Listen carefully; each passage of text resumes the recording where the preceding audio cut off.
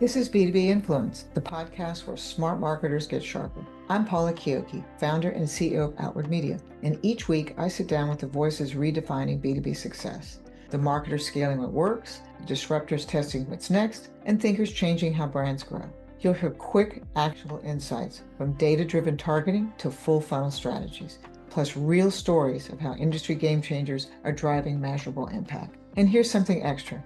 When we hit 25,000 subscribers, we're giving away a free customer analysis to one lucky listener. Just subscribe and leave a comment to enter.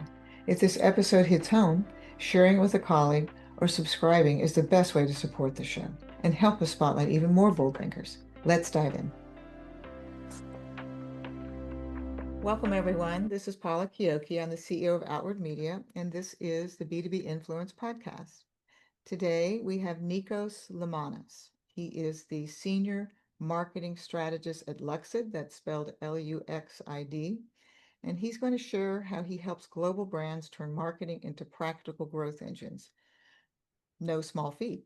We're going to dive into how he simplifies complexity, aligning strategy with outcomes, and adapting to evolving buyer behavior, which is ever more complex now than it's ever been, in my opinion. So welcome. So, Thank you. Nikos, you've spent nearly 2 decades guiding both B2B and B2C brands across the US and the EMEA. What's one of the core principles that you believe applies universally, regardless of region or market type, when it comes to marketing that truly drives revenue?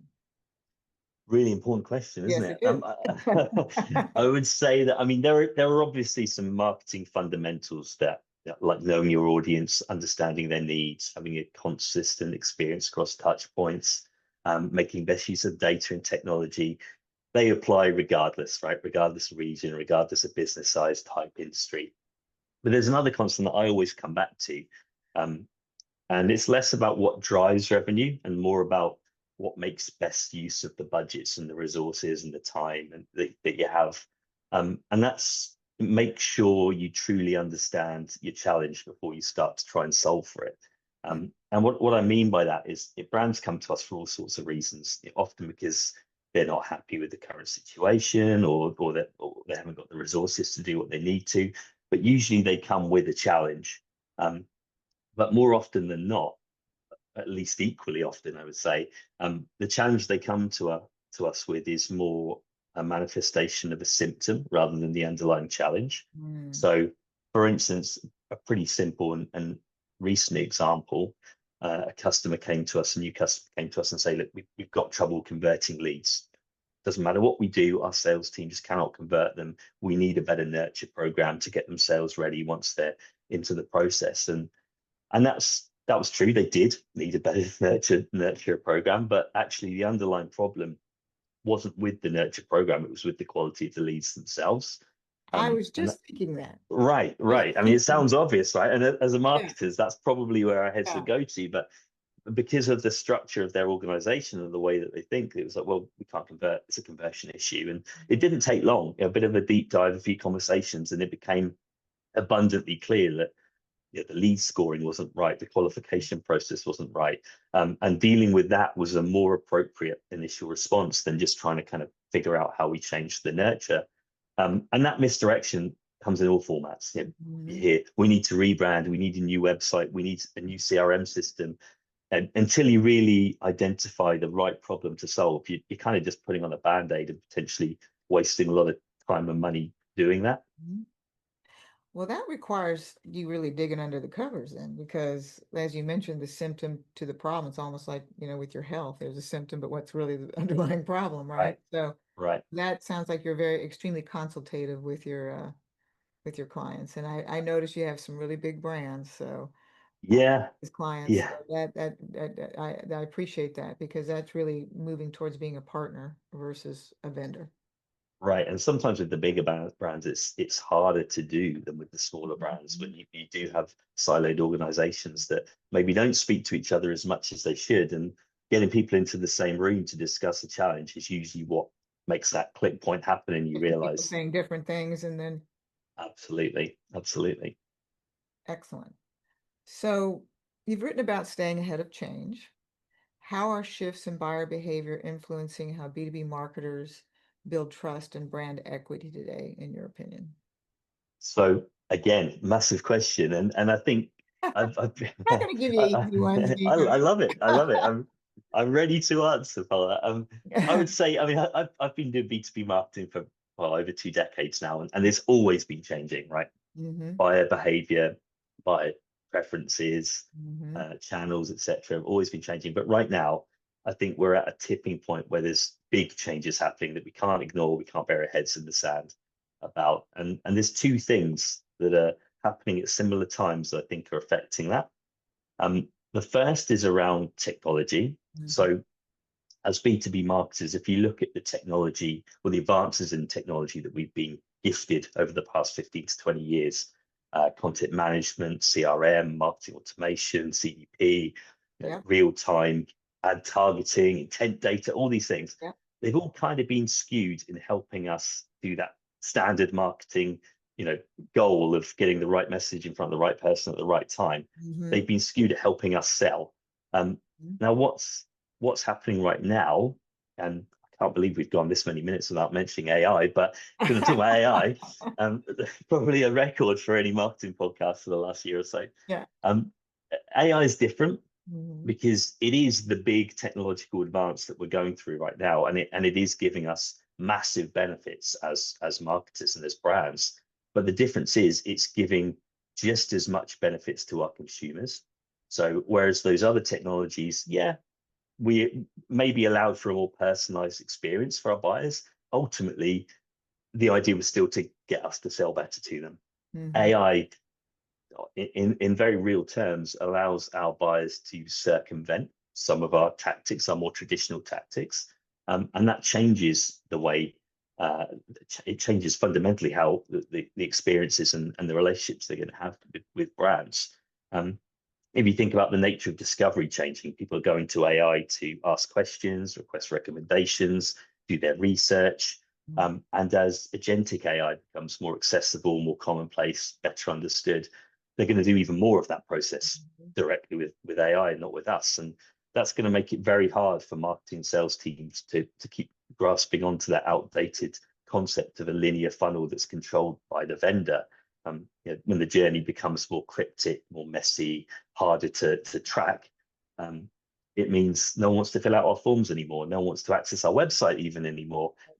So how does that affect and influence the way that we build relationships with our consumers?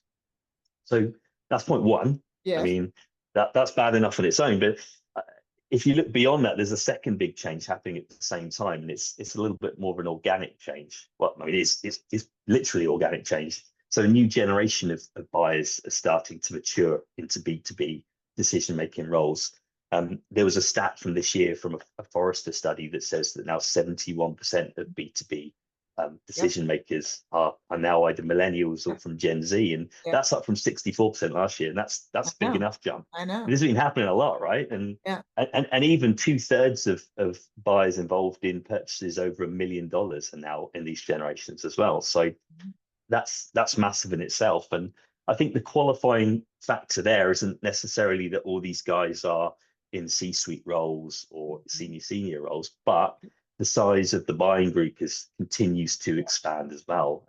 I think it's 20 people now is the average B2B buying group size, whatever that means. But a lot of those millennials are in their 30s and 40s. The Gen Z people are in their 20s at least. They've at least, some of the older Gen Z have got 6 to 7 years in industry at the moment. They're taking up positions in operation, finance, IT, procurement, HR, engineering, depending on the industry. And we're not just selling to the CEO here. The CEO is asking these people for their expert opinion on purchasing decisions, and they're the ones we need to engage to get to the final decision, especially when we're talking about technology or more technical products and solutions. They're the experts making the decisions.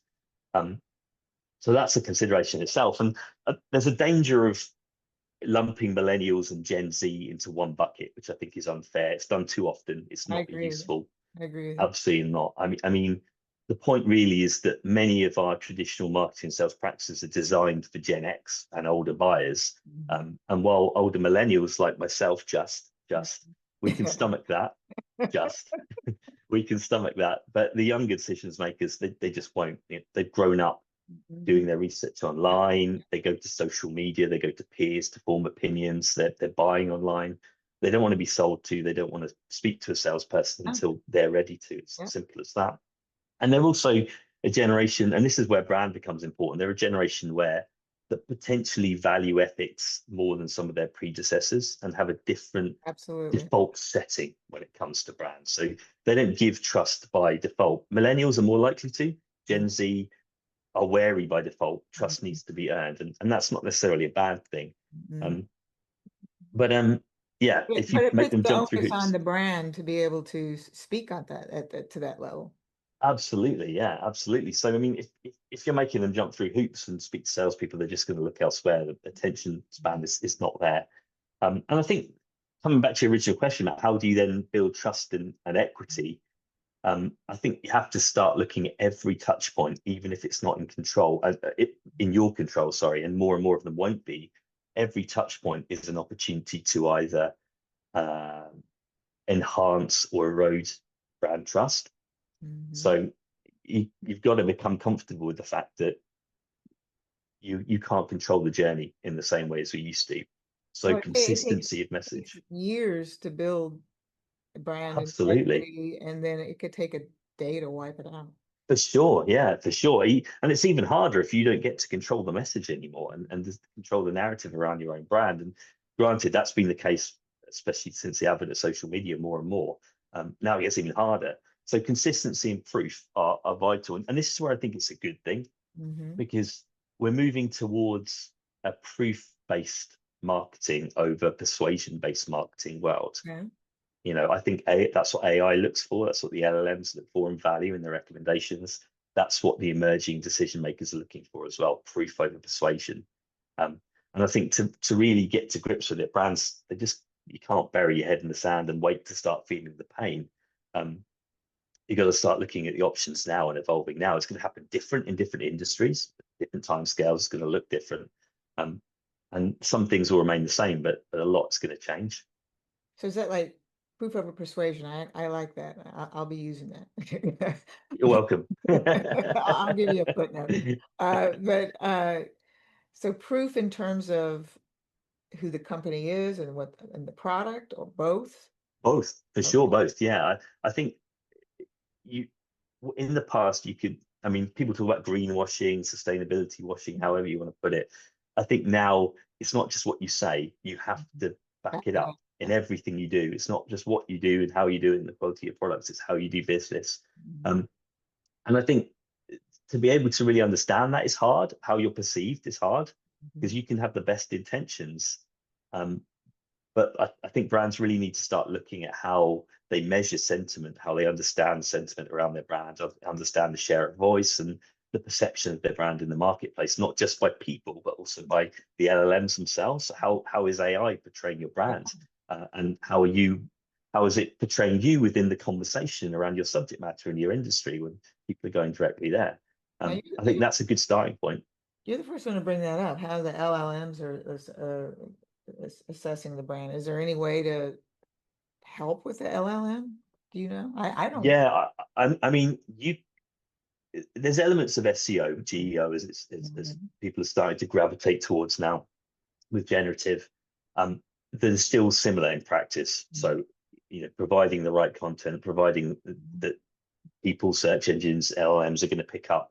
But I think a really useful practice is to go in and start asking questions, be quite methodical about it, start asking questions of the different LLMs and see how your brand is perceived and start to track that, how it changes over time, how potentially putting out new content changes how it perceives you over time. Again, like SEO, there's no silver bullets, Right. but it's about quality and proof. It's important, and I think that's great advice. That's a big takeaway today.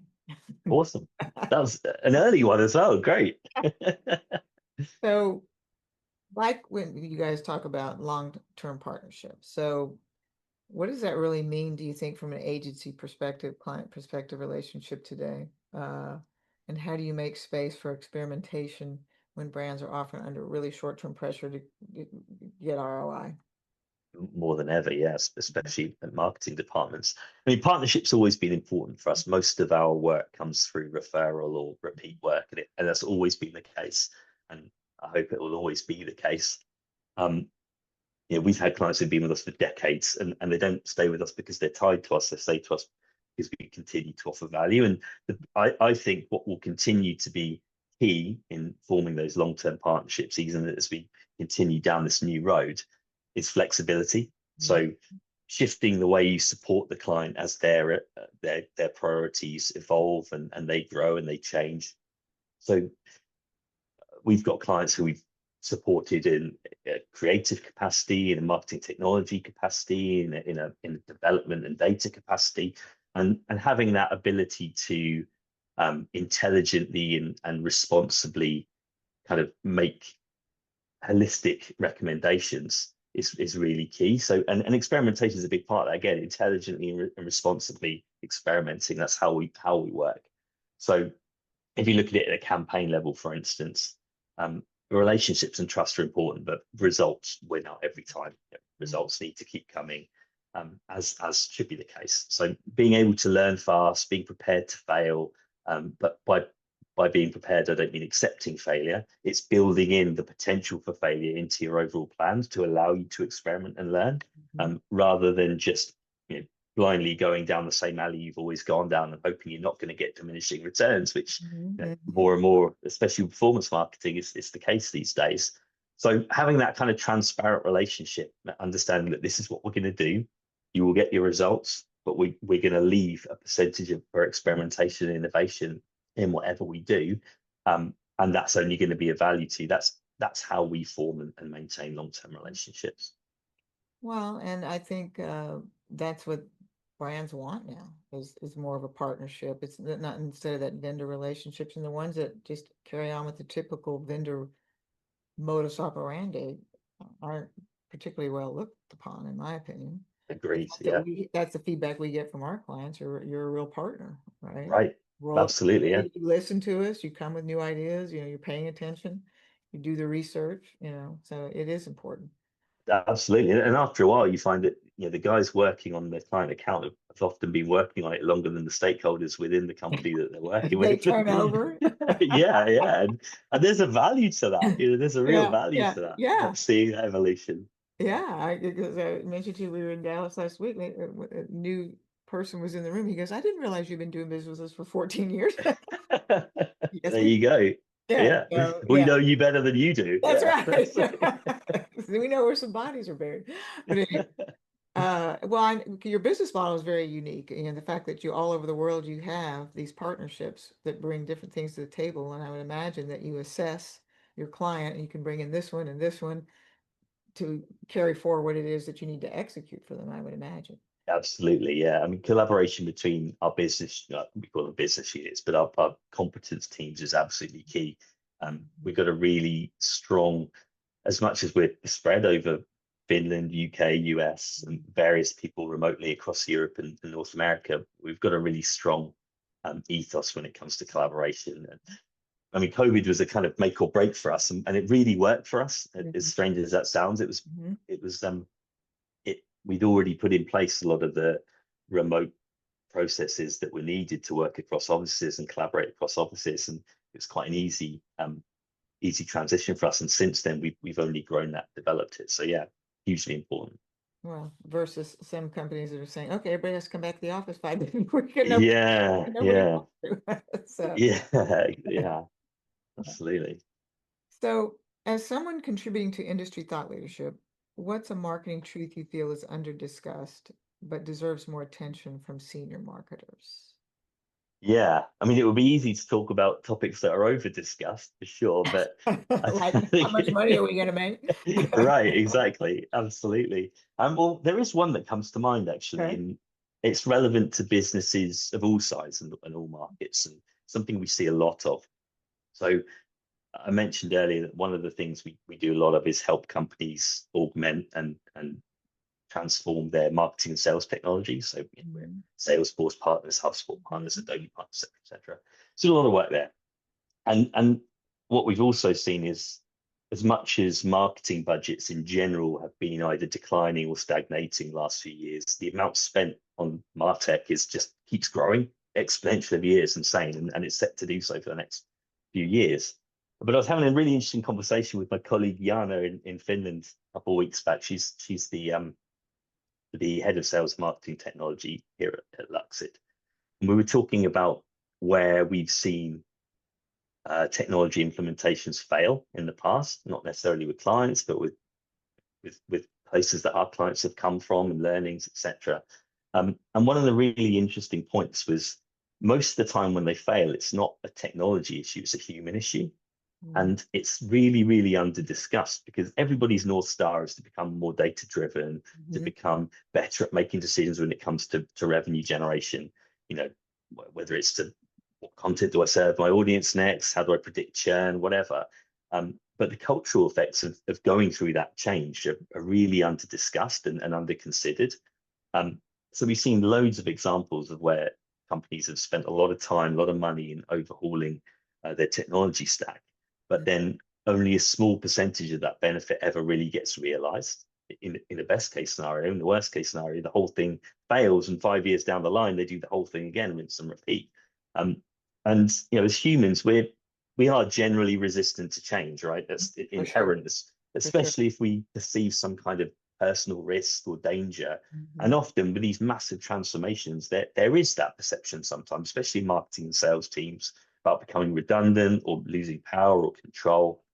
And you know, like you see that lead salesperson who's been at the company for 25 years, they're the person everybody goes to for advice, for recommendations, for expertise. And you know, they perceive if it's run incorrectly that, well, this is coming in to do my job or do a significant part of my job. What's left for me? And most of the time, that's not the case. Most of the time, you need the two together to get the real benefit. But if you bring in the data and the technology and don't manage that person, you lose the person, and you end up with the same or less than you began with potentially. And trust is big as well. I mean, a lot of these systems, if they're implemented incorrectly or forced into an organization, the data that's being collected, processed, analyzed is done in a black box, and then recommendations come out with limited or no context, and we're expected as marketers to just take it and run with it.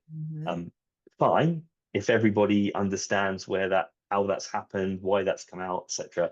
But if it's in the black box, you take something, you run with it, it doesn't work, or your expectations are not managed, you're going to lose confidence in it the next time. And gradually, if it happens more and more and more, you can stop using it. And all of that great data that's in there is coming out. There's no trust in it. And it's super important. And even from a more operational perspective,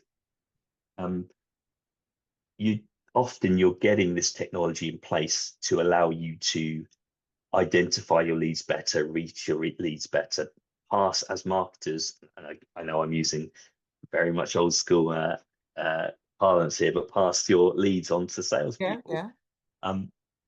But if you're investing in technology that's designed to get you better leads, but your marketing team still has a target that equates to volume of leads, which crazily we see that mismatch all the time, why would they optimize for quality rather than volume? So you've got all this great data that's saying, hey, 5 amazing leads, guys, that you could convert, but well, you still need to provide 50. So here's 35 more, 45 more rubbish ones. But then they're wasting their time. And then the feedback from the salespeople is this doesn't work.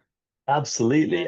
So I think assessing cultural readiness, you know, prioritizing collaboration when it comes to these things. So making sure the right people again are in the room, sales, marketing, IT, even HR and training.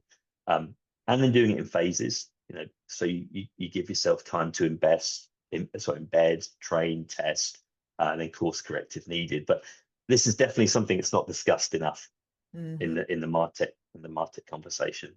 I mean, I heard recently that most of these bigger companies have like maybe 10 platforms, and they might be using one module per platform and millions of dollars. I would absolutely concur with that from what I've seen. So do you all consult at all on the platform side? In other words, yeah, you have these 10, but you really only need 5 or Yeah, absolutely. Yeah. I mean, a lot of it is about consolidation. A lot Mhm. of the conversations are about consolidation. And now, there are some of the providers pretty much do everything, and there's decisions to be made about whether you lock yourself in with one vendor or you look at the kind of best of breed. Um, or you could do the worst thing, which is exactly what you said, and kind of just get everything and try and plug it all together without thinking about it. But And it never works, but it never works. It never works. well, So, I think that a big takeaway for me is that the fact that, and I've had other guests talk about this in the PR space, is getting everybody aligned. The different groups within a company. You talk about sales and yeah, marketing, right? You talk all of them, even all the way up to the C-suite. Is everybody aligned? yeah, And it's not. absolutely. It's not easy. It's not It's easy. not easy. It should be, but It it should never be. has been, and it Should probably be. never will be. Yeah. Yeah. Yeah. Well, everybody's got their little fiefdoms too, what they want to. Right, Right. right, right. I mean, I think the key takeaway though is to get the insights you need to make good decisions. You don't need to spend months or years and six-figure budgets, doing that. Mm-hmm. It, Mm-hmm. that's past thinking, probably outdated thinking. You just need to get people to buy into getting into the room together. And, Mm-hmm. and Mm-hmm. I, usually the information that's needed, a big percentage of it exists within the organization. It And doesn't need. and we're all rowing in the same direction, right? Absolutely, yeah, absolutely. This has been great. You've given a wealth of information. Thank you so much. I've enjoyed it. Thank you, And Paula. Thanks for having me on. if anybody wants to get in touch with you, how would they do that? I think LinkedIn is the best. Okay. Yeah, Nikos Lemanis on LinkedIn or nikos.lemanis@luxidgroup.com. It's So my that email. so I'm going to spell it for everybody. So that's Nikos, Nikos, Yes, and the last name is Lemanis. correct. Having Thank you. my odd last name, I'm used to having to spell it out. I'm sure, yeah. I figure you are too. It's a cross we're always going to carry, isn't But hey, at it? least we stand out, right? It's Well, right, not right. Jenny Yeah. Smith, 5,000 of them. No Anyway, offense to no the offense to Jenny Smiths of the Smith. world. That's right. But thank you so much for being on Nikos. This has been great. Thank That's it for today's episode of B2B Influence. If you picked up something new or found yourself rethinking your approach, take a second to subscribe, leave a quick comment, and share this episode with your network. And don't forget, once we hit 25,000 subscribers, one lucky listener will win a free customer analysis. Just subscribe and comment to enter. If you want to be a guest or know someone pushing the boundaries in B2B marketing, tap the link in the show notes to nominate or apply. And if you're ready to fuel smarter campaigns and more accurate targeting, check out what we're doing at OMI.